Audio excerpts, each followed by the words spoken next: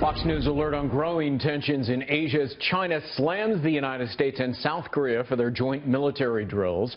The annual exercises started yesterday, sparking anger from China, which is conducting its own naval war games. There are 30,000 U.S. service members stationed in South Korea, and North Korea is threatening nuclear strikes over the military drills. This as the American-led United Nations Command in South Korea accuses the North of planting landmines inside the demilitarized zone.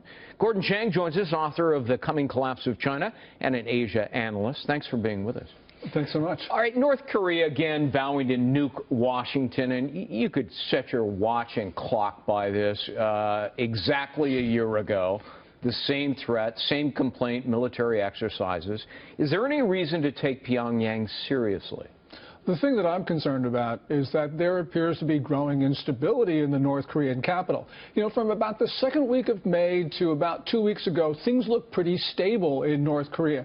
But then we started to see high-level defections, indicating real problems inside the regime. Also, we're starting to get information about the economy turning down. The Bank of Korea said that the North Korean economy contracted 1.1% last year. And so things are going all the wrong way. And when they make threats like this, we know that we've got to take them seriously because of the problems inside the regime. Well, we know that North Korea has been testing very aggressively their short-range and long-range missiles in addition to nuclear testing. Is North Korea now more of a practical threat than a theoretical one? Yeah, the North Koreans have missiles, two of them, the Taepodong-2 and the KN-08, that could put a dent into the lower 48 states along the West Coast.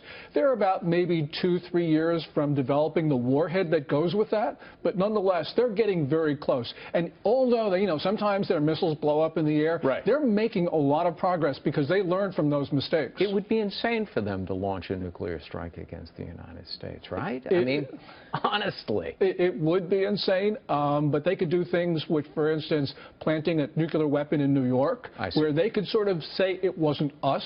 Right. There are all sorts of things that the North Koreans can do that we've got to be concerned about, and we know that the North Koreans are thinking about these things. But nuclear devices leave a fingerprint. They couldn't say it's not us. We would know.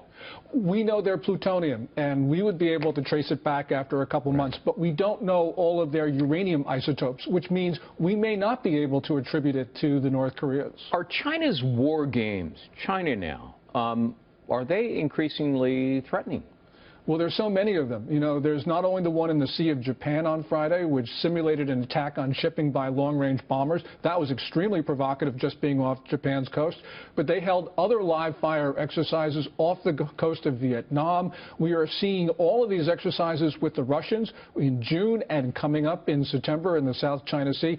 And they're swarming all of their fishing vessels, 324 of them around the Senkaku Islands about 2 weeks ago. So clearly the Chinese have become extremely provocative at a time when everyone said that they would be quiet in the run-up to the G20, which is held in the first week of September in China. Gordon Chang, thank you for being with us.